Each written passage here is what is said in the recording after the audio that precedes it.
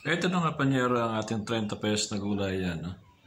Kompleto siya sa halagang 30 pesos. Ayan, lulutuin natin sa pakbit.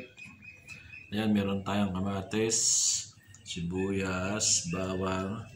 Saka natin sa halagang ng chicharon baboy.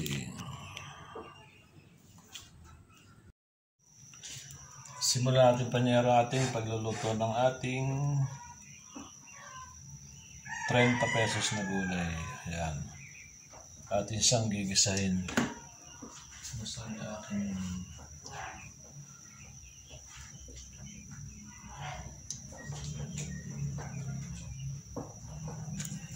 Ayan, itong bawang.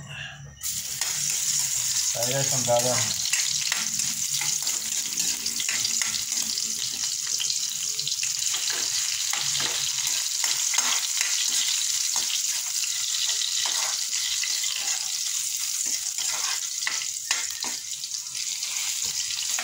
Yun, mamimay ba? Sarap. Lagyan natin ng sibuyas. Yan ang ating sibuyas. Ayan sila yan. Nakalakit ka pa yan. Tapos lalagyan natin guys ang kamatis.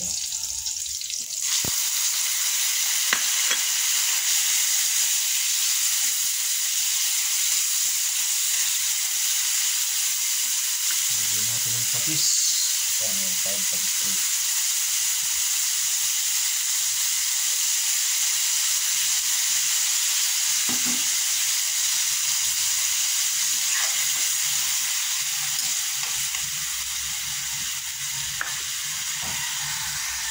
Pwede natin lagay yung sarang baboy na sahog natin. Uy! Masama tayo laway dito.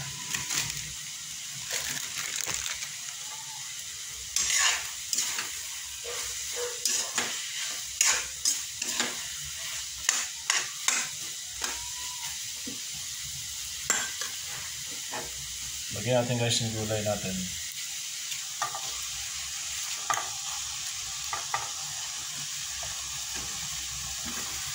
Parang di kaso. Kasi 30 pesos dami Sold.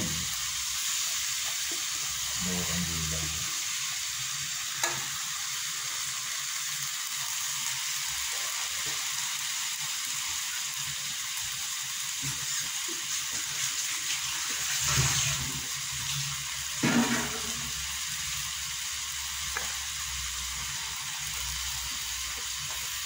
Saka natin guys isang kutsaya niya, takpan muna natin.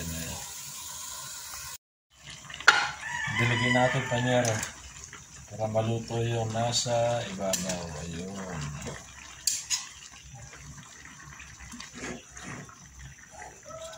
Sarap dito.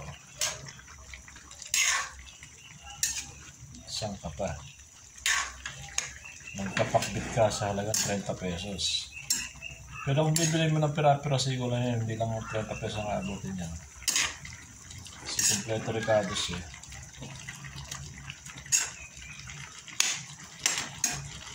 Lagyan natin ang pampalasa.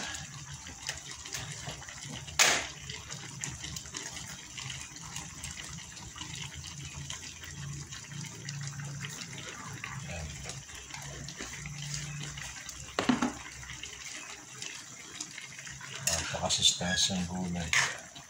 Yo.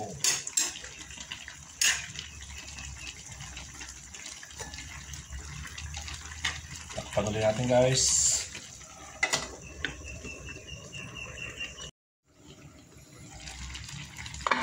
Ayun. Ito na guys, malambot na. Pwede na siya. Hindi na siya nabawa ng marami. Hindi masarap yung marami sa bawa niya.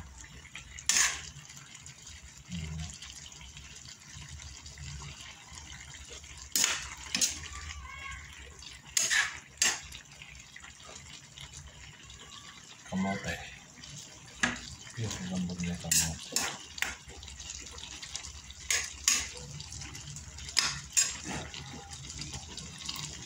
Okay, ayos.